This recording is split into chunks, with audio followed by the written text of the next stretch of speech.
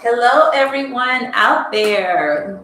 Welcome to another week. Another week, another mom week. We are excited to be here, chiming in from Medellín, Colombia, and we are the Mamas Beyond the Matrix. So welcome. Yes.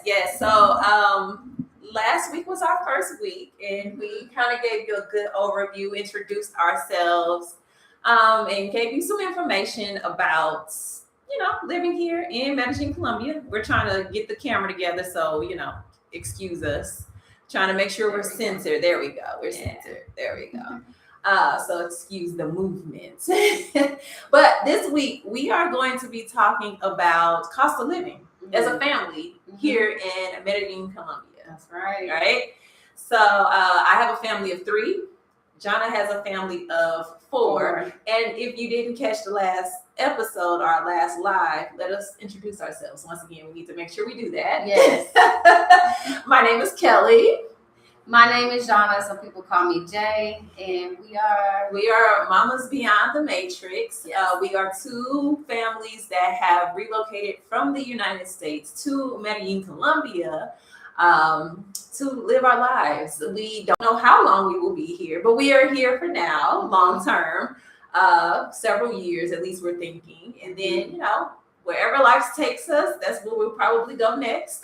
But we're here now to help other families who are interested in relocating to Medellín, and help them understand, like, realistically what it costs, what it takes in daily life here, because we have a lot of videos on YouTube about this beautiful city. Yes.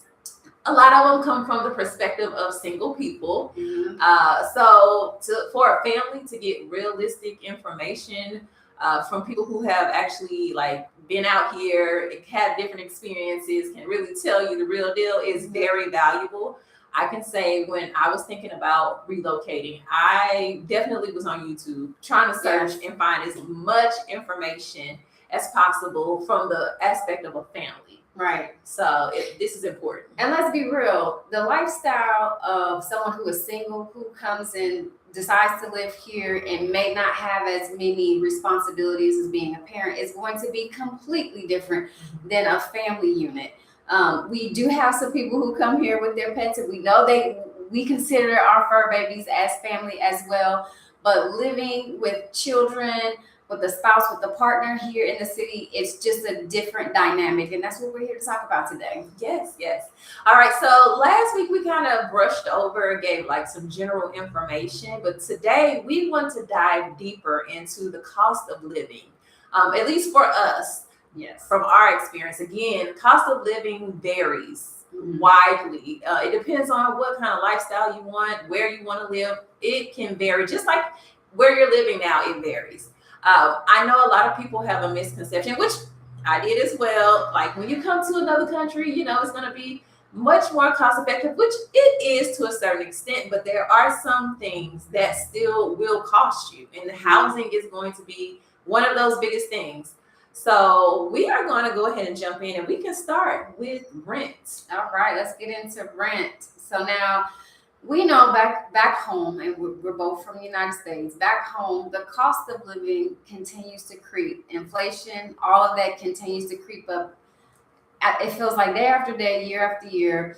And so the cost of living is going to be relatively different living in Medellín, Colombia. There's some sources, there's a source that I reference that I can pull up, that living in Medellín, Colombia, is for the rent, the cost of living can be anywhere between 51 to 70% less than what you would spend in the United States. And so we're going to talk about rental properties today. We're going to talk about leasing out an apartment, and what that looks like. Okay. Yep. So let's kind of maybe start from the beginning and set the clear expectation. I know this is a cost of living, but we also want to make sure you understand what it takes to rent a place here in Medellín, okay? Because this is a very popular city. We have a lot of people coming in and out, a lot of either tourists or people who come stay for 3 to 6 months or however long, short term kind of, but they may stay and then wait for their tourist visas to be up and then they leave. So, it's a lot of transient community here. Very much so. So for us, people who are actually here living full time, it could be a little taxing. I will use that word. It can be a little taxing to find a new place in your price range and what you want in the location you want it to be in. One thing we experience is definitely we get Gringo price. Definitely, and that's just going to happen. And let me pause. For those of you who do not know what Gringo price means, that means we're getting that foreign tax. Because we are foreigners living in a foreign land, they see dollar signs sometimes. They're like, oh, we're going to up the price just because you're a foreigner. And that happens. And it's called Gringo price. Yes. But one thing you can do is negotiate. Okay, so we're not used to that in the States. We're used to seeing the price, the rental price, and that's what we have to pay. But here you can negotiate. You're still going to be charged more than a local Colombian, but you can negotiate and try to get the price down just a little bit. One other thing I want to make sure you are aware of is there are several different ways you can rent. You can rent through a short-term rental site like an Airbnb or Booking.com. Like you can rent those places for several months if you would like to do that. It is going to cost, of course, because you have those fees and different things. It may cost a little bit more. However, recently, I found like the Airbnb prices and the regular long-term rental prices for a furnished apartment aren't really that big of a difference. Right. The prices have definitely gone up since I've been here, and I know they have since you've been here as well. So both of us actually currently we have leases. So we are in long-term leases in our places. Jonna recently moved, and I am actually about to move soon. So let's talk about the rental prices of our first apartments versus our second apartments, because there's a little bit of difference for me. Oh, there's a big difference. Okay. Yeah, there's a difference. Okay. So you go ahead and talk about your first one versus your second one. Break down bedrooms, bathrooms, and the cost. Absolutely. So when we first landed here in Medellín, Colombia, we were looking for the location, we were looking for schools, we were looking for a place that would be suitable for a family of 4. Now, we have 2 small children. At the time when we moved here, our children, our girls, they were ages 1 and 2. So relatively small. I was a mom. We were parents of 2 under 2. As anybody who knows what that life is like, it's just wild and crazy. So it's navigating all that, moving to a new country and a new city, and wanting to settle. We ended up finding a place through Facebook Marketplace. Now, anybody who is moving into a city or moving abroad, my suggestion, and I think we both agree on this, would be do not rent and get your place remotely. In other words, put boots on ground, land in the city first, get a feel for the city, and then move it to your place. And so maybe book a hotel or an Airbnb for a couple of weeks, and then get around the city and find what works for you and what part of the city works for you before you decide where you're going to move. And that's what we did. We lived in a hotel for a couple of days, and then we went to an Airbnb for a couple of weeks until we found our place. Now, the first place that we found that we ended up not settling for, but we ended up getting a lease for, was a 5-bedroom, 4-bath, almost like a duplex style. If you know anything about this city, there are a lot of high rises, and there are a lot of buildings, and there are buildings where people live like on the 25th, 26th, 30th, 40th floor in some of the buildings here. And that wasn't something we wanted to do. We were considering it, but ideally, if we could choose, we didn't want that. And so we found a nice triplex, and that we were on the main level, a 5-bedroom, 4-bath. Now, for that 5-bedroom, 4-bath, we are looking at it, and let me tell you what it included. And we rented from a landlord from Facebook Marketplace. Now, my disclaimer, it's kind of hit and miss, and you just gotta hope that you get connected with the right person when you are leasing from a landlord off of Facebook Marketplace. Good thing for us, it worked out really good for us, and we did it twice. We did it when we lived in Mexico, and we did it here in Colombia, and it worked out for us both times. For our 5-bedroom, 4-bath, we had it included the rent, the internet, as well as a portion of the electricity, water, and gas. So all of that is grouped together when it comes to your utilities, and it included a portion of that up to 300 mil pesos, which you don't typically use that much energy here. But being that we are a family, we both work from home. We're home all the time, so we're using a lot more energy than your average family. And so with that, for the 5-bedroom, 4-bath, we're looking at U.S. price wise about $1,200 a month.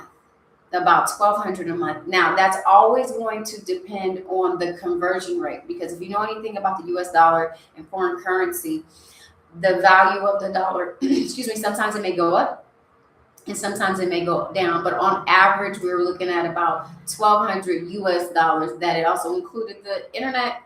It included a portion of our electricity, water, and gas. Okay, that was pretty good. So for me, my first apartment, let me back up to your point. When I first arrived. Sorry. And it was fully furnished. I cannot forget that. Yeah, my story. Okay. All right. So when we got the apartment that we're in now, which is our first apartment, basically it's a 3-bedroom, 2-bathroom. And the base rent is 4,500,000 Colombian pesos. So that comes out to basically $1,247. Now, when I originally moved in here, the dollar was stronger, so it was more like around $1,100 we were paying. But that does not include utilities. And it does not include the internet. So on top of that, I spend probably another equivalent of $100 to $150 on the utilities and internet, which still isn't bad. But not when you think about what I was spending before. Yes, exactly. That's why I said it's not bad, but of course, for a local Colombian, that's going to be high. You know? But for what I'm used to paying, it's not. But that also brings me to we have to be like responsible when we kind of get these places and rent these places, and so that we are not gentrifying and removing the local community. Even though it's kind of a double-edged sword, we don't have control over the prices. The owners do, which are Colombian people. They're charging us. So it's kind of like we don't have control over the amount that we're really paying, and trying to prevent that whole gentrification situation. It's almost like it has to be a collaborative effort. Absolutely. We have to know as expats, like the fair price. The fair price. Right. Which is kind of not easy to find out unless you are friends with local Colombians, and not all of us are.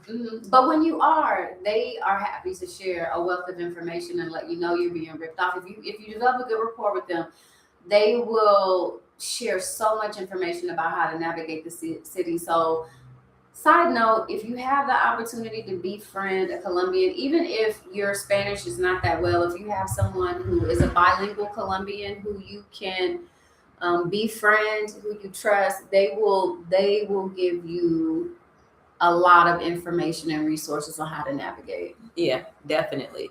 So basically, if we kind of round it all up, I pay on everything for the apartment. I spent about $1,300 at this point.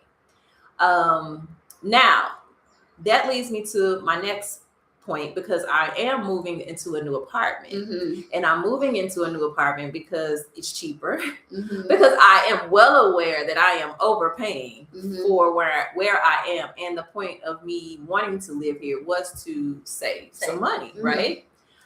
So we are moving into a smaller apartment, a 2-bedroom, 2-bathroom apartment, which is not too far from here. And my current apartment is in the barrio of Laureles.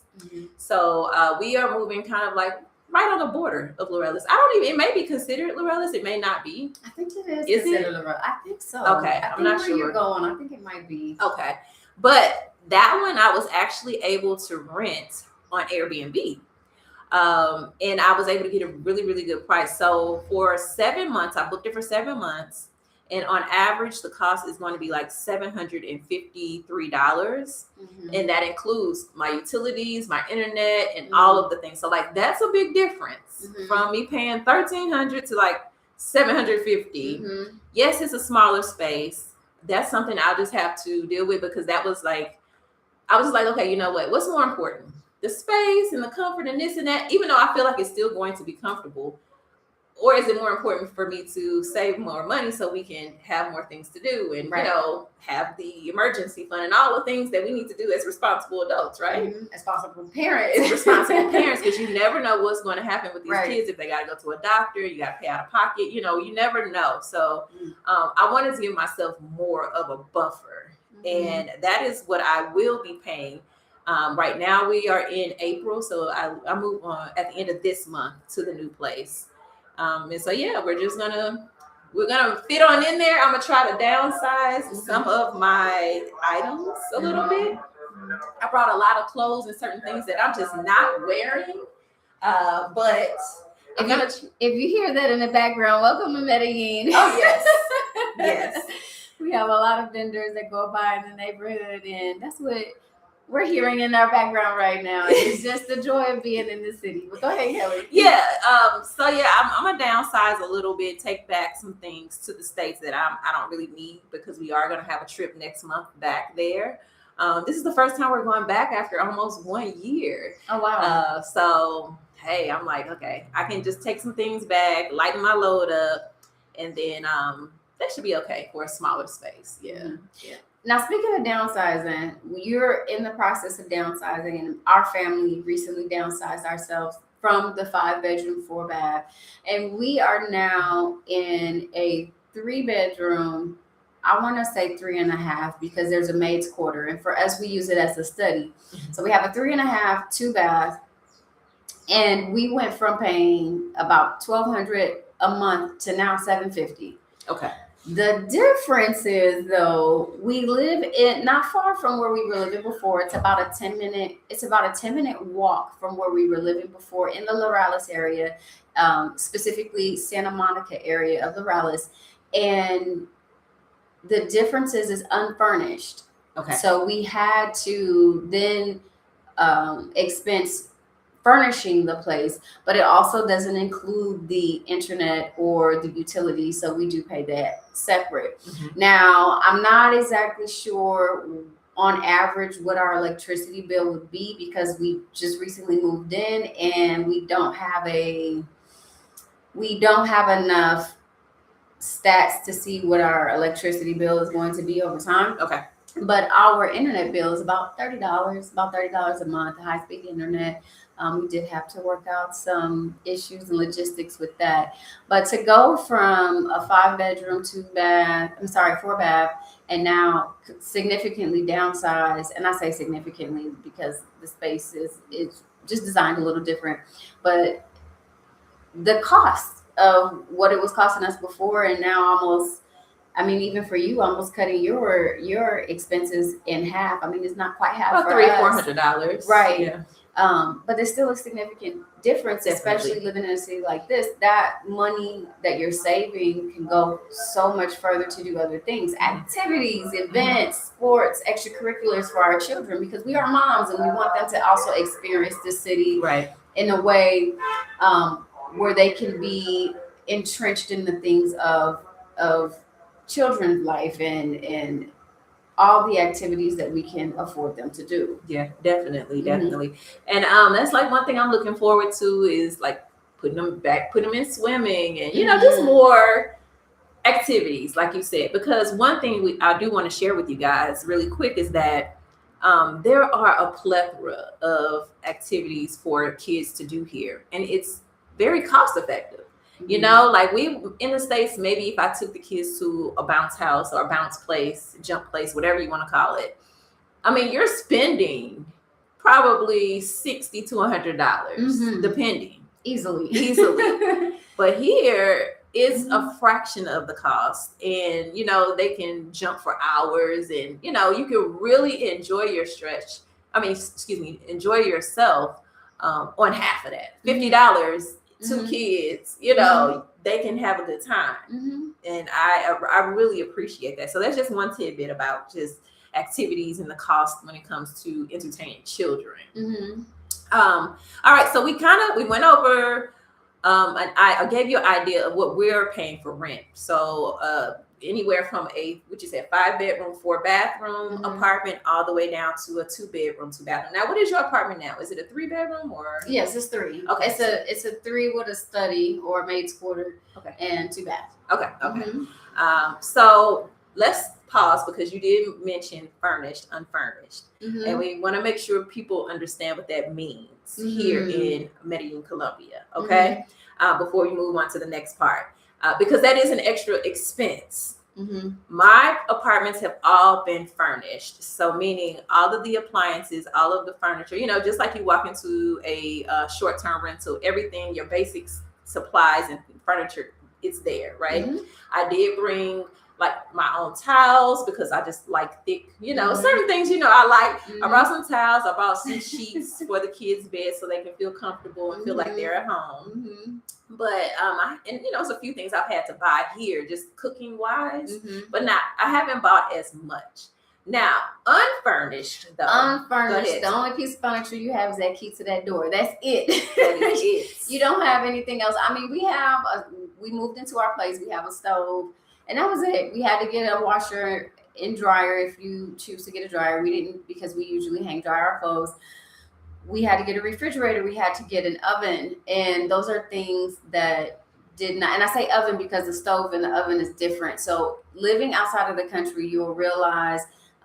Some people may consider the stove to be the oven and the stove top all together. Well, here in our place, we have a stove top, a gas stove top, but that doesn't include the oven for baking anything that we wanted to bake. If there was sweets or goods or rotisserie chicken, we didn't have that. So we bought an oven. And then all of the other furniture that you would need just to live comfortably, your beds, your sofa, your plants, if you wanted plants, everything to fully furnish your place, your end tables, your dining table, all of those things would need to be purchased in an unfurnished home here. Now they do have, and I find this interesting, I don't see them very often, and some of these you will find on places like Facebook Marketplace, but you will have some places that will list as partially furnished. Okay.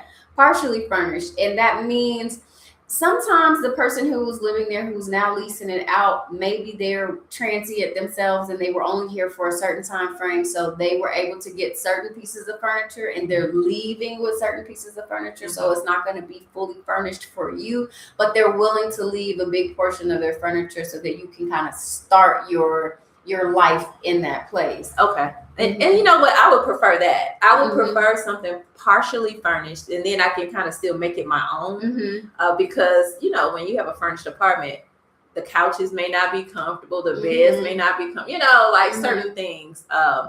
And again, if you decide to move here, or anywhere, I don't think it's just here, there are going to be things that you probably want to buy to make yourself feel comfortable if you're staying in a place long term, right?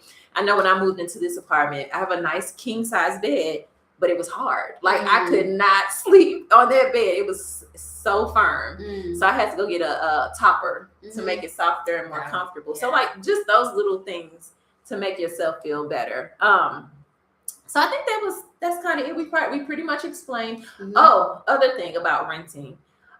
You have sometimes, if you want to rent a long-term apartment, you have to have what they call what's it called? Fiador.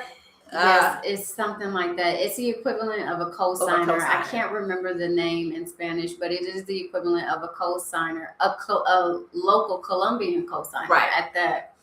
Because they want to, as a foreigner, you really, and especially being in a transient community, you can come and go as you please. And for additional security, they want you to have a cosigner to kind of justify or speak to you in your intention of being here for the duration of your lease. Yeah. So just keep that in mind. It's not like we're probably used to in the United States or Canada or anything like that, where you can just go look at a property, say, okay, I like it, sign the lease, or submit your paperwork, see if it's okay. But you still do have to submit paperwork here as well. You will, if you're trying to find something long term, there are properties that you will have to have a cosigner, a Colombian cosigner. And if you don't, you're going to have to pass on that property if the owner isn't willing to be flexible with that. So. Right. And why is that important? Why we're bringing it up? Because a lot of times people say, well, I make enough money. And the co-signing has absolutely nothing to do with your money, your collateral, and your affordability of the place. It's more the stability of you being able to be there during the duration of the lease. That's why they want a co-signer. It has absolutely nothing to do with your financials. Right. Okay. So are we good with rent? You want to move on to the next? Okay. So the next category is going to be groceries. Groceries. Let's talk about it. This is a pain in my side. Because I feel like I'm spending too much on groceries. With a family of 3, I have 2 boys, ages 6 and 9. And I still spend about the same amount I was spending in the States. Mm-hmm. I spend $165 US dollars a week at the grocery store. Mm. That's between groceries and like household cleaning items, but I don't usually, it's like once a month when I have to buy the household cleaning items, if that. So that comes out to like $660 a month. Now, have I tried to make this cheaper? Yes. I've tried to figure out all types of ways to make this a little bit less cost for myself. But that now I'm at the reality of like, this is just what it is at this point. I don't know what else I can do. I do understand that our diet is going to be different probably from a local Colombian diet. Mm-hmm. Because, we came from a different place, so we're used to different types of food. Mm-hmm. However, I don't feel like I'm buying food that is crazy. Like I'm not buying name brand food that's being imported. Mm-hmm. Like I am buying Colombian brands. It's just that, these kids eat. Mm-hmm. I mean, I eat too. And then the nanny, when she's here, she eats, of course, like lunch. So, I mean, that's included, but she's not eating, a lot for my bill to be sky high. Mm-hmm. So that gives you an idea as far as my groceries, but I know yours is a little bit different. And a disclaimer too, Kelly has growing boys that are approaching, 7 or 6 and they're 6 9, and 10. 9. So, that age group, I mean, they're growing. And we have 2 young girls, 2 small girls. And our bill is a little different. It really depends on if we do a food prep service for the week or if we buy groceries. I'm just going to specifically speak about buying groceries for this example, but we do order prepared meals too, especially protein. My husband is on a specific diet when it comes to his workout regimen and his nutrition. So we do have supplemental food that we order from time to time. We haven't since we moved into our new place. However, for us, a family of 4 with 2 small children, ages 2 and 3, we are spending about, I would say, $360 to $400 a month for our grocery bill on average. Now, there's sometimes when we go over, and there's sometimes where there's a little less, but on average, we're at about $400 a month because we're going every week as well. Mm-hmm. And that grocery bill is about $100 depending on what we need. But then also our children, I know your children are in school too, but they also, that includes our snacks that we send with them to school, but they also, for what we pay the tuition, and we'll get into that a little later, but that includes food at school, so that lessens some of the intake. And we have small mouths. We have a little smaller mouths to feed, and sometimes they'll eat with us and sometimes they eat on their own, but their appetites are definitely growing and we're seeing it in our pockets. But that would be on average our grocery bill. Yeah, and to your point, okay, so one thing I want to mention is that we don't eat out a lot. We may eat out maybe 2 or 3 times a month. We don't really eat out a lot. We cook at home a lot. So of course, because I'm cooking or the nanny's cooking or whatever, we're going to have more food in the house as well. Mm-hmm. The other part of mine is my children only go to school half the day. So they only get my youngest gets a snack at school. My oldest doesn't. I send snacks with him. But that's a little bit different. So they're still eating somebody's here for, well, they both get breakfast, of course. We're all eating breakfast, lunches. So we're still doing all the meals, really, when I think about it. We're doing breakfast, lunch, dinner, and snacks. That's a big difference. Yeah, so that is a big difference. Now that when I listen now to when you, I think about it, right? That would make it, because that lunch, that midday meal, and if you're doing that every day plus your normal, that's a bit much. And my boys eat 2 breakfasts. They will get up before I get up and get themselves some fruit and cereal. When I get up, they want a full breakfast. Like they want another, like an actual hot breakfast. So that's. And then and for us, we still doing bowls of oatmeal and like hash brown or a banana. We oatmeal in my house in the morning. Our cereal. Yes, they are making requests. Can I get an egg and cheese tortilla? Oh, we Can I get waffles. Yeah, it's like, oh my goodness. Okay. So that is another thing. They are eating like 2 breakfasts. They get their lunch, then they get a snack, and then so they're eating most of the day. And I'm sitting here like, are you really hungry? Like, I'm still full from lunch. I can't believe you're hungry. They have those appetites and those high metabolisms. I mean, I know I've had it my whole life. I can eat. I can also not eat too, but when I want to eat, I can definitely eat. And I wonder, where is it going? Yes. Where does it go? But there are, you mentioned food prep services. There are a variety. I mean, there are a ton of restaurants. You have grocery stores. You got your corner markets. You have food prep. Like you have an abundance of how you can get food in this city. You should not go hungry here at all. But the food prep services are a big help for families. For me, I've done it a few times and I want to do it again. I just need to find the right service that's going to be consistent and the food is good, So that's going to be happening in the near future again, because that is definitely a lifesaver when you are tired, you've been working all day. Instead of running to grab fast food, you already have a healthy, nice meal in the refrigerator ready for you. Like, that is awesome. So... And disclaimer, because fast food here is not the same as fast food back home. Even if we eat a lot from home too. We don't do a lot of fast food or eating out. Let me just say that, eating out. But fast food here would be almost similar to like eating out back home because of the caliber and the type of food that you get. It's not like your chains, although they do have them here, but like your Burger King, McDonald's, and KFCs. We do have those here for those of you all who like Papa John's. Yes, Papa John's. They do, but the ingredients are different. The way they prepare their food is different, even in those chains. But when you and I are talking about going out and getting something to eat, usually it's not one of those chains or fast food that as we know it back in the United States. It's usually maybe like a mom and pop or like a menu del dia. Menu del dia means like your menu of the day.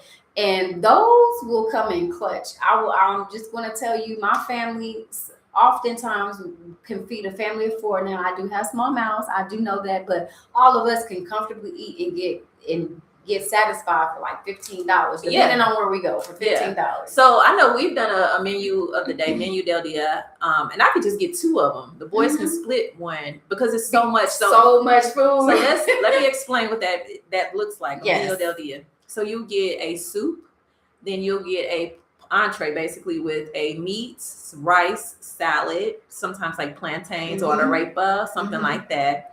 They also give you desserts, and they'll give you juice, and it's all together. I know the restaurant on my corner, which has excellent food.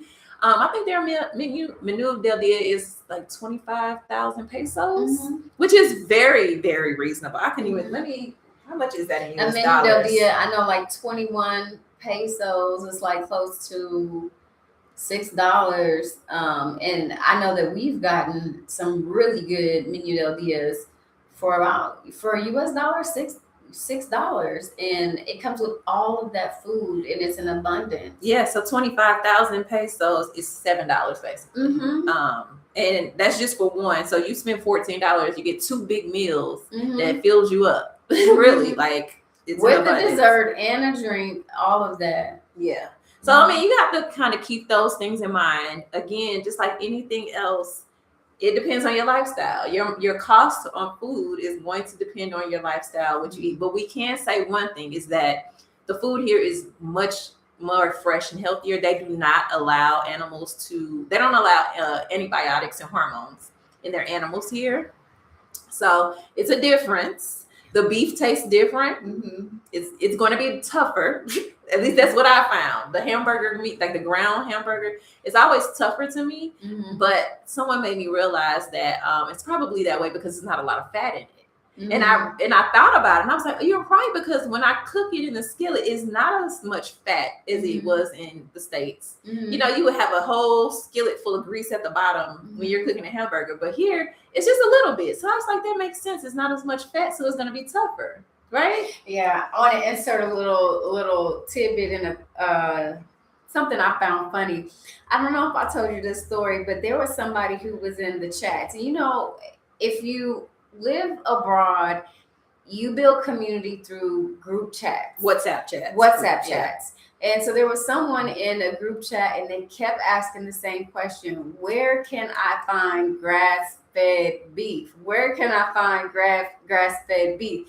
And they just kept asking this question, and nobody was answering. And then there was a local who said, "Just go to the grocery store." Right. And he was like, "No, I want the healthy." He was like, just go to the grocery store. Like, and the local couldn't understand why that question was being asked, because in their mind, all of our cows are grass-fed beef. I think that's what you call it. I don't eat a lot of beef, so I hope I'm saying this right.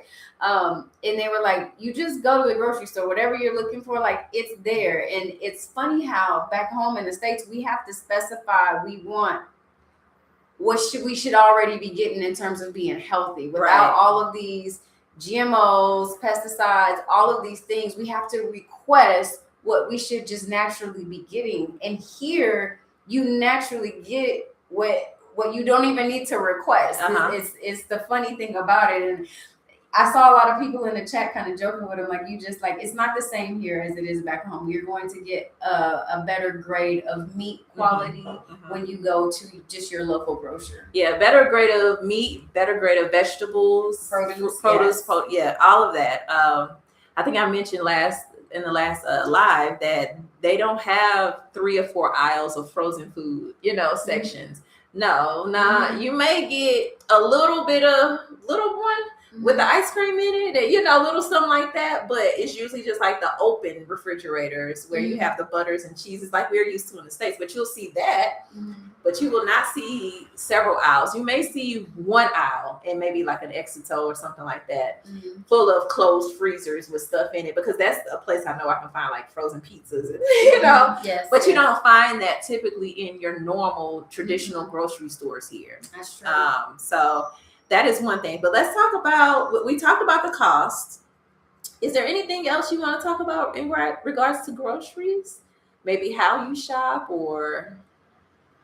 We shop for the week, and we shop for what we need. And a lot of times it's centered around what's going on that week. Now, I will go back to my husband. My husband does have a specific diet that he follows and intermittently follows in different seasons, whether it's keto, whether it's I can't give you all the technical terms for it, but he goes in and out of his diets and nutrition and what he needs for his workout routines. And so with that, we may buy more protein. So that's where the what do you call it? The not the catering service, but the meal preps. They come into play because they're really good with helping support, because at that point we're eating he is eating, consuming a lot more protein during that time frame while he works on specifics with his health. And so that's when we would typically bring in something like that. But other than that, we're really shopping for the week, and we're really shopping for what we need, the fresh produce. We're getting fruit, I feel like, twice a week. Yeah, because the fruit and vegetables don't last as long because it's fresh. They don't have all the preservatives on it. So they will go bad quick if you are not careful. You got to make sure you put things in the refrigerator to kind of make them last longer. But yeah, you may have to go more than once for produce. But for meat and stuff, normal, we can buy bulk and put it in the freezer. I've been noticing lately, I've been buying more bulk and having it divided up, and we just kind of pull it out when we're ready to cook it. But what I did want you to kind of provide a cost for the meal prep service because it's not the same. We have meal prep services in the States, but the cost is different. Mm-hmm. So how much do you normally pay for, let's just say, one meal, or if you want to say 5 meals, however many you order per week on average? So I need to come back to that because I'm not exactly sure how much, because we've done the meal prep where this is why. We've done the meal prep where we have the proteins and the sides and what have you that will prep for the whole week. Okay. What I'm specifically talking about is just protein. Just the protein. And just the protein we usually get will last us about 2 weeks because we'll blend that in with our other foods that we're cooking. Mm-hmm. And then what's really good about the meal prep or the meal prep services is you tell them exactly what you need in terms of the pounds or the ounces that you need to consume, and everything is packaged just like that. Okay. And I think for 2 weeks worth of protein, I want to say, and I may have to come back and we may have to input digitally like what the amount is, but I want to say maybe $35. Yes, just US for dollars. protein. Okay. Just but for that's protein. not bad when it's lasting 2 weeks and you're getting several. How many proteins do you usually get? Maybe 2 to 3, or no? Just you one? Mean for the like a variety? No, there's a variety. So we have so there's salt and pepper chicken, teriyaki. Oh, so you get chicken. different. Okay. You get different flavors: teriyaki chicken, Neapolitan chicken, barbecue chicken. There's like 4 or 5 flavors that we get, and it's usually just the chicken that we get. Okay. But yes. Okay, yes, so that's not bad at all. Mm-hmm. At all. Okay. I'm gonna have to talk to you about that after the live. Disclaimer, let me come back on the cost of it because my husband I don't eat a lot of meat.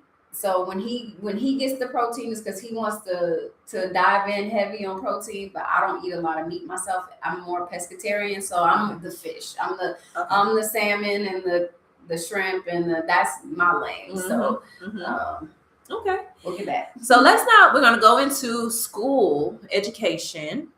And let's talk about that and the cost because that varies as well.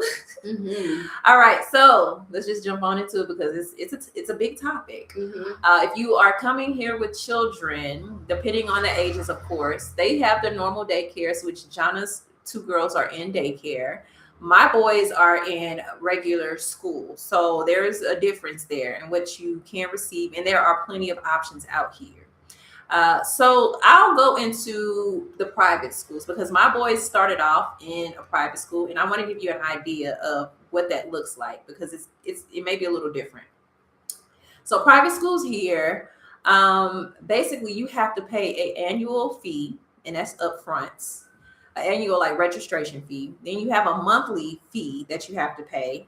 You also have transportation because they don't have normal school buses, yellow school buses that pick the kids up for free. No, you have to pay for transportation or you transport your kids on your own. You also have to pay for their food, any extracurriculars, uniforms, and many times field trips. Okay. And it could be a few extra costs added on there, but that's kind of like the gist. Now, when they were in private school, my youngest was in kindergarten and my oldest is 3rd grade, right? So the cost, when I was researching, the cost for one child per child is the monthly cost. Now, let me just make sure I specify that monthly tuition was anywhere from between $450 up to $1,500 depending on the school, depending, on what they offer and how big it is. And go ahead. A lot of the international schools that provide the dual language are going to be on the higher end. I feel like with the tuitions. Are you seeing that also? Okay. Definitely. The school that they were in was a bilingual school. It was a Christian-based school.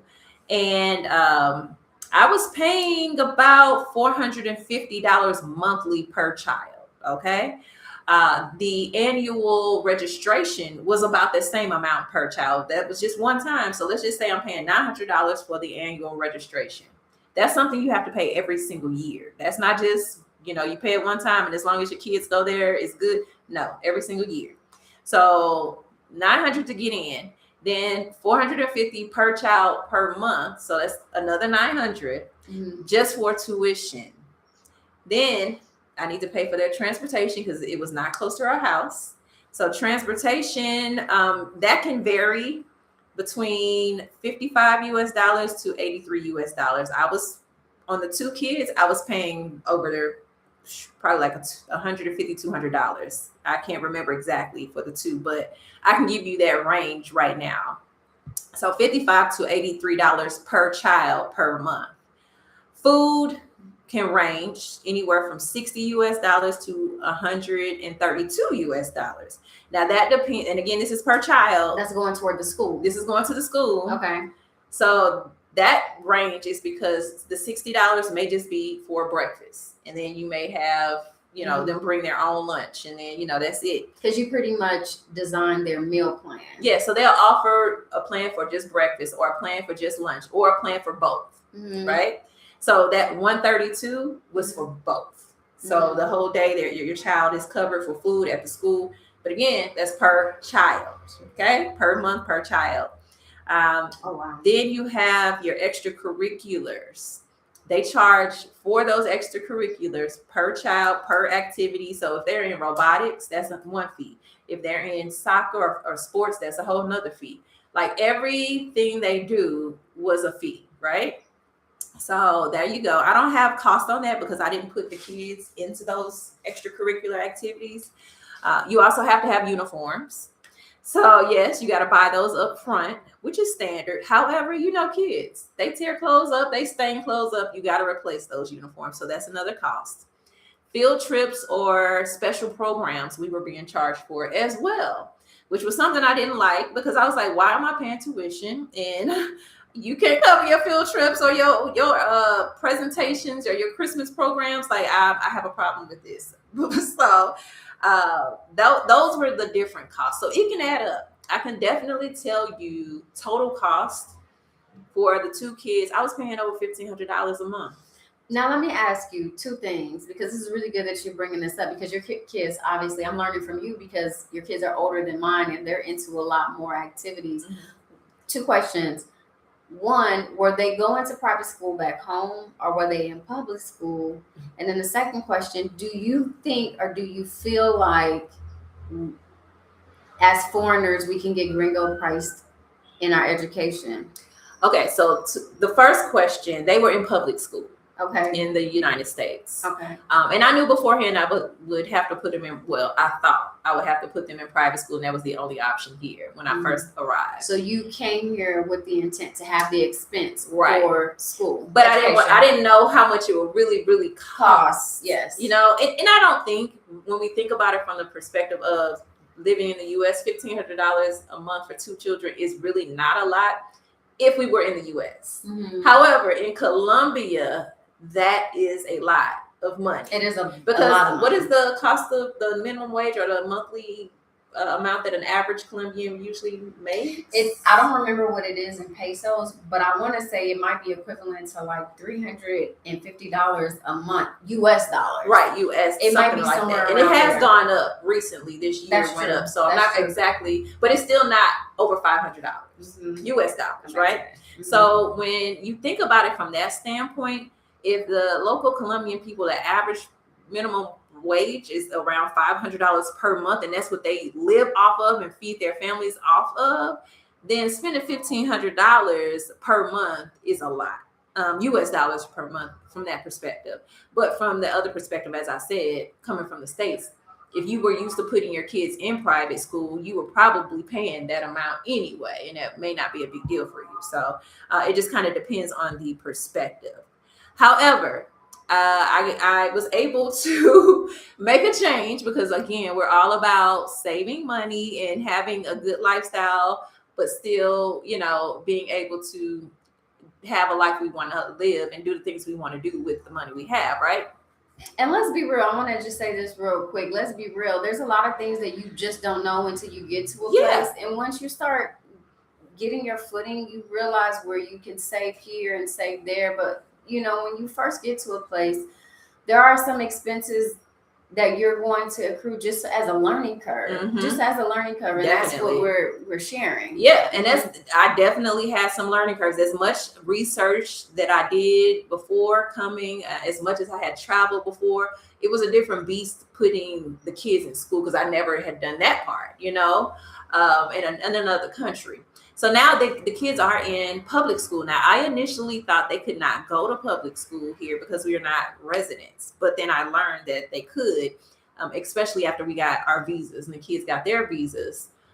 Then I was really able to navigate this. So now they are in public school. The difference is, though, public school is still free. However, they only go half the day. Mm-hmm. So my youngest goes in the morning. My oldest goes in the afternoon. So it's not a situation where I don't have any kids all day long. However, I do just only have one. So it's much more calm. As you can see, you don't hear anything right now. Much more peaceful and calm.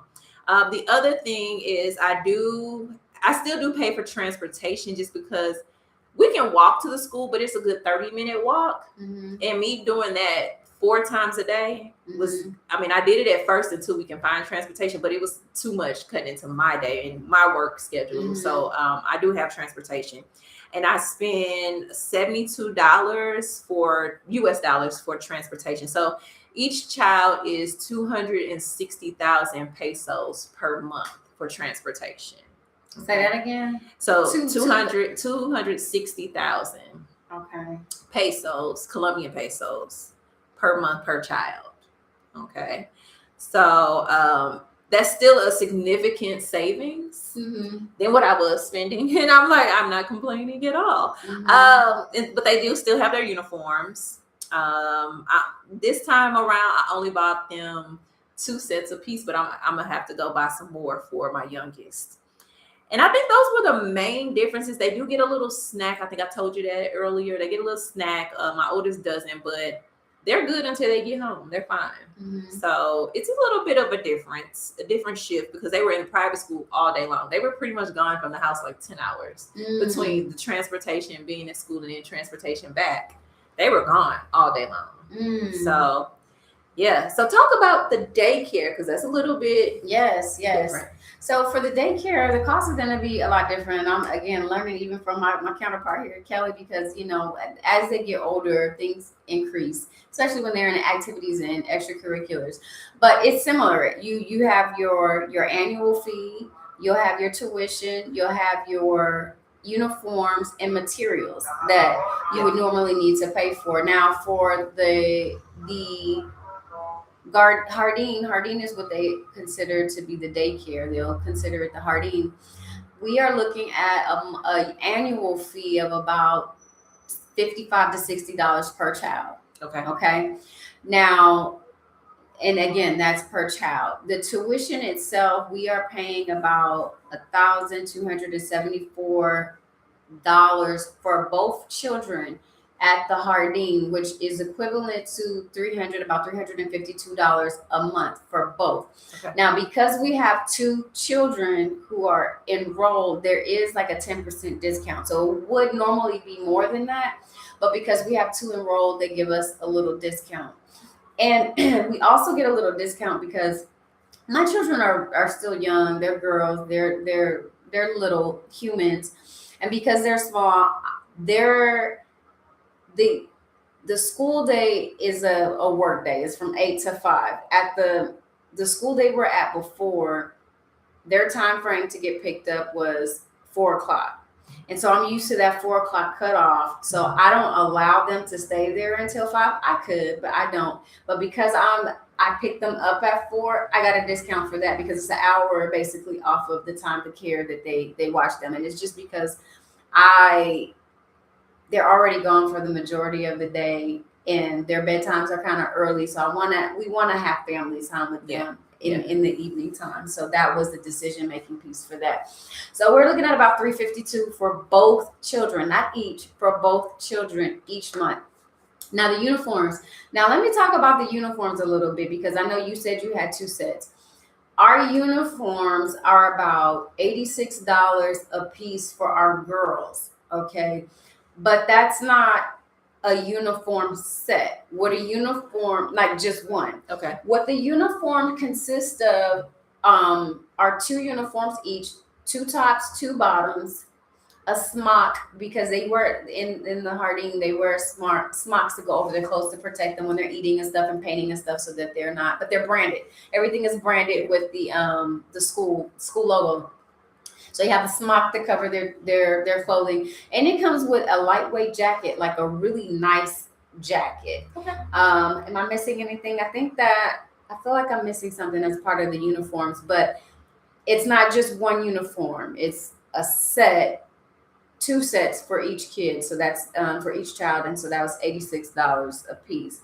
And then we have materials, which is hard for me to identify how much the materials are, and the only reason is because we've had to go to several different stores, and we could have purchased the materials from the school outright. And I believe that might have been around, I'm gonna just round it up to like 300,000 pesos, I think, per child. But we just decided to go get the materials on our own. And I don't remember what the difference is. We honestly probably should have just let the school do it. Yeah. Because I don't remember how much we spent, but it's not off from what it would have been to just have it paid for. And I'm glad you brought that up, because I forgot to talk about books and materials. Mm-hmm. And the difference between the uniforms, because you said your girls got like a set of when their uniform. No, I have to pay for shirts, pants, if I want a jacket, like sweatshirt, like each thing is separate. It's separate for us. It's separate for us too, but I just grouped it together. Okay. I just grouped it together. It is separate. Okay. And then for the private school, I forgot to talk about the books. I had to buy all of their books. I felt like I was enrolling my kids in college, honestly. I had to buy all of their books. I had to buy it was an extensive school supply list. Extensive. Like, why am I getting all of this stuff? Like, this is ridiculous. Like, the school doesn't supply anything. Art supplies, science stuff. Like, it was just every little thing where I was used to in the States. They would have a school supply list, yes, of their basic materials that they needed. But we didn't have to provide paint and Play-Doh and, like little stuff like that. I was like, whoa, this is a lot. So I spent a fortune on school supplies at the private school. Public school, no, not the same. It was a little list of basic things, and they don't even have to have all of that stuff at school. The teacher will let us know what they need for the week, and that's what we send. So their supplies don't stay at the school like we're normally used to. It comes back and forth because they don't have enough space to store the school supplies. So, and then also, of course, they're only there half the day. So I don't know if the classroom is being used by another class, in the afternoons or whatnot. So for them, every day they have to pack what they need for the day. So that's a little bit of a difference that I had to get used to. And our girls, they have books too. I don't remember the cost of them though off the top of my head, but they do get grade appropriate books for their age. And it escapes me how much it is, but for your children, you would need several books. It was a ton. We just get one. It was a lot of different books, and half of them they didn't even use. I was like, so they're in the closet. We use them at home for homeschooling. So we never let that go to waste. Right, because so that's the other thing. Even though my kids are in school half the day, their school is a traditional Colombian school. That my oldest doesn't know Spanish well enough to understand and do the work like he should. However, I put him in so that he can have that immersion. I understood that he would not know and understand everything, but for him to grasp the language and start to understand it and be immersed in it, that was my purpose with that. So my youngest, he's good with Spanish. Like, he has picked it up. He's almost bilingual basically. So he's pretty good, but he's in kindergarten. So it's a different work, that they are doing. They're doing something. Third grade, you need to know your math, your science, like you really need to understand. So I still do homeschooling here at home when they get home, like, or before school or even after school when the other one comes back. We still do work on a lot of math, reading, writing, because they still need to command those things in English. Either way it goes, you have to know it. So we do still do that. All right. So let's go ahead and we talked about next is transportation. Yes. And now you and I have completely different, like, polar opposite transportation expenses. And I understand why. It's because you are maneuvering a lot more with your boys in the city than I am. I have the privilege to be walkable to a lot of different things. So let's get into your Woo, Your okay. transportation expense. Yes. So we try to walk as much as we can, but the boys get to complaining. Now, this is crazy. They will run through this house all day long, playing soccer, going up and down the hallways, being on the soccer field, running back and forth. But when it's time to walk somewhere, they're like, oh, we gotta walk. So I try, but they have football practice. So we were going to football practice at least 4 times a week after school. And then on the weekends, somebody has a game. So then that means transportation for that game. Then also when we do any kind of entertainment activities, we're getting a car. We usually walk. We do. I'm not going to say usually, but we walk to the grocery store. We, wherever I can walk to that's in the neighborhood, which everything is really like that you need is in your neighborhood. So I'm usually walking to those places. It's mostly entertainment. But I spend $173 US dollars on transportation a month. Okay. For Ubers, DDs. Okay. Right. So those are ride shares. DDs are ride share here. Yeah, that's how much I'm pretty much spending now, but that's gonna go down because we're not gonna be moving around as much as we were. When you move, or the kids are going to go back to the States for a little bit. So that's going to go down. Yeah. And then, it won't be so much going back and forth and around because I can stay in the house or I can walk or I can hop on a scooter and just, roll out by myself. But with the kids, you can't use one yet? I did use a scooter last week. So the kids have their own. I bought them scooters for Christmas for those of you guys listening. Just manual little scooters, but they have electronic scooters that you can just rent on the street here, just like we do in the States. But these are pretty new for Colombia. So the kids are riding their scooters last Saturday, and I was like, let me just go ahead and rent one so I can keep up with them. So I rented one, and it was cool. It was just so much traffic, and we couldn't ride like we really wanted to ride because we got to be careful, right? Yes. So I'm going to do it again. Okay. I'm definitely going to do it by myself. Okay. And just be rolling around. And I feel like that if I like it enough, I'm going to get one. Like I'm going to purchase one myself. Okay. To just roll around. Okay. A little less, I'm not trying to go too far up hills and this and that, but to get to where I need to get to, I think I might go ahead and get one. And I saw one that I really like. So okay. Yeah, that's my cost as far as transportation. Now for us, we are blessed to have our girls go to school, which is a 3-minute walk. So any kind of weather, usually we can make it. Unless it is torrential rain, we are making it to the school and back. And everything that we need is pretty much just really in our community, like the local grocery store, the nearest to our house. I went last night to pick up 3 items. I walked down the road. It is like literally maybe a 1-minute walk. In between leaving my front door, going to get the items, and coming back to my house took me in checkout took me 6 minutes. Okay. So and that's the look. Now that grocery store doesn't have everything that we need. Was that like a local tienda? It's a local. It's called Market Reyes. Okay. So it's a local. It's not like a D1. It's a little bigger than a D1, I feel like, or maybe like slightly bigger than a D1. A D1 is another local grocery store here. And so it doesn't have like our Exito. Exito might be, I don't know, what would it be equivalent to back home? Exito would be equivalent to like a Walmart, Target situation where they have groceries and household items. Yes. You can get pretty much anything you are looking for in one spot. Yes. So Exito is a lot bigger, has a lot more options. And then they also even have like imported items for like international foods and stuff. And so because of that, we do go there, but everything that we need, and even there, we'll walk there. It's a little further of a walk, quite further of a walk, maybe about a 25-minute walk as opposed to like a 1-minute walk.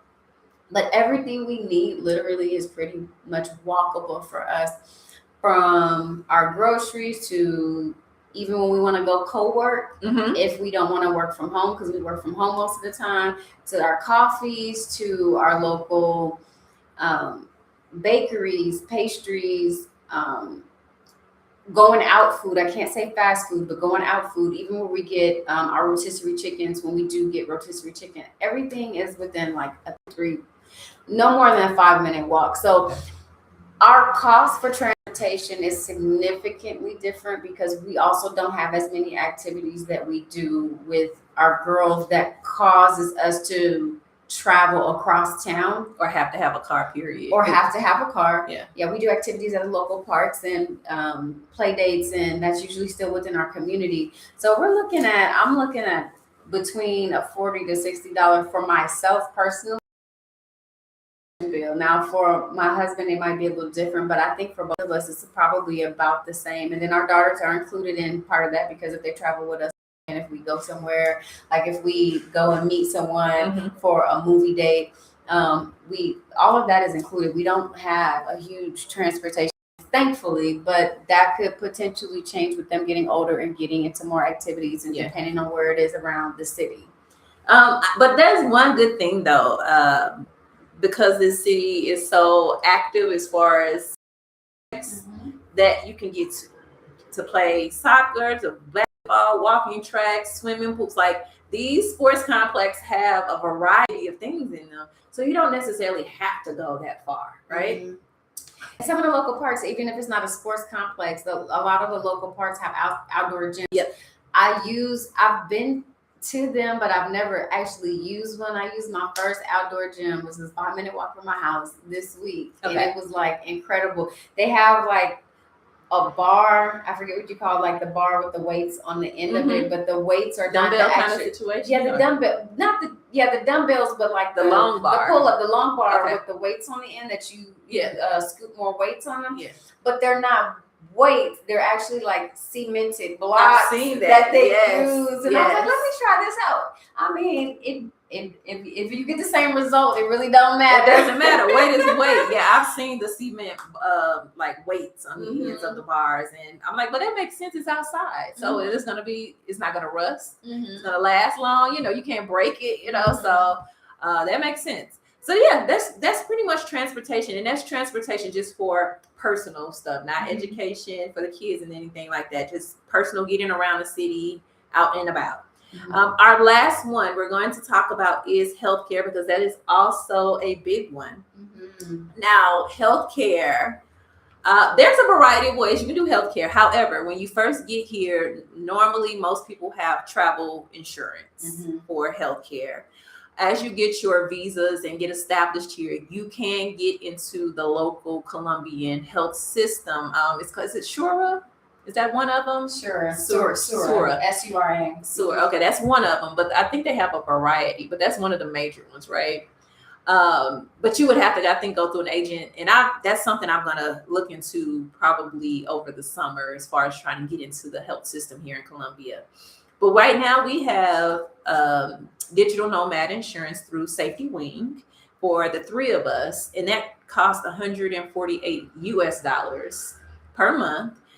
That does not cover like your regular checkups and dentist appointments. That covers things like if it's a emergency, something that just happened out of the blue.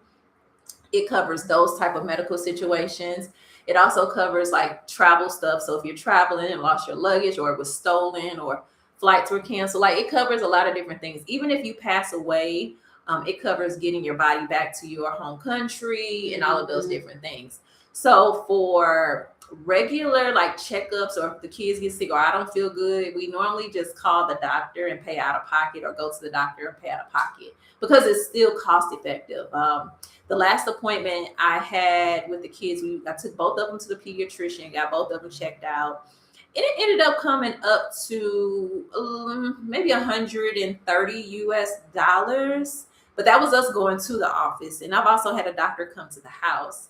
But that also included medications, because she gave us several prescriptions right out of her office. So we didn't have to pay extra for that.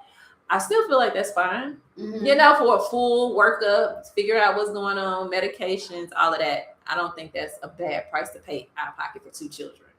So no, because ours, now that's where we spend some money. Okay. As in insurance. But you've had some health stuff with the girls too, that you made your health things. We did. We did have some health things with my youngest daughter, who ended up having to have surgery here. But for a family of 4, and so we when we first got here, we initially signed up and also had the travel insurance. And we had it for a while and decided to step away from it because of the cost of it. But we were looking at more like $850 for the travel insurance. For travel insurance. Oh. And so the company that we were using for a family of four, the company that we were using was Ginky Insurance, which is a really good insurance company because what they include in, as well as which is very similar to what you were talking about. Like if something were to happen to you, your body getting back, and emergencies and what have you. But one of the things that I feel like is really interesting here is that a lot of the reason why they want you to have travel insurance is because ambulance service is not really a thing here. And so they want to make sure and so you got to figure out pretty much your own transportation to get to the hospital. So hopefully nothing like dire really happens to you where you really need an ambulance. They do have them here, but they're not. It's not something automatic. It's not something automatic. Yeah. No. It's like dire. It's not. They're not just sending ambulances to your house. So that's where we were digging in our pockets a lot with our travel insurance. But to your point, we pay a lot of things out of pocket. And because we pay a lot of things out of pocket, and because we also have insurance back home and we travel back and forth quite a bit, for us, it made sense to pay out of pocket costs for our health insurance here while we have insurance back home. Yeah. And so, and I'll give you an example.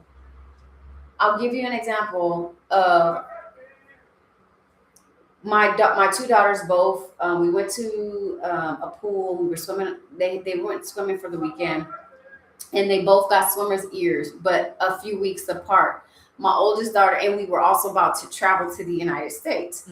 So my first daughter, we didn't know what was going on with her. It was around her third birthday, and she's very energetic, very, very energetic.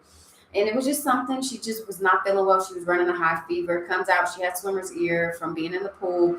And this was our first time dealing with that. But for the cost of everything, from the doctor visit that came to my house, that checked on her, checked her ear, the medications, the prescription, all of that, we were looking at, I would say, about $80 to $90, not more than $100, just for everything. The visit, prescription, 2 prescriptions.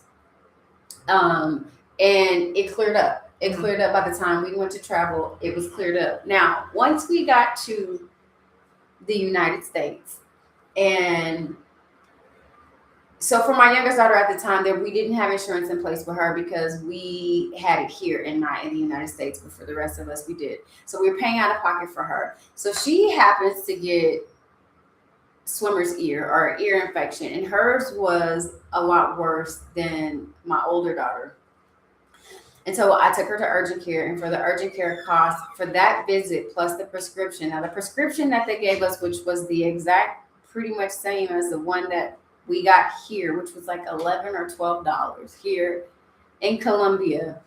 Do you know how much that prescription was back home in the United States? $300 to $400. About $400. I think it was like close to $350. Okay. With the discount that I got, I don't know how I happened to finagle and get a discount, but the discount I got, it came up to more like $96 for the same stuff. Now, I will tell you this, living abroad has taught me how to advocate medically for my family.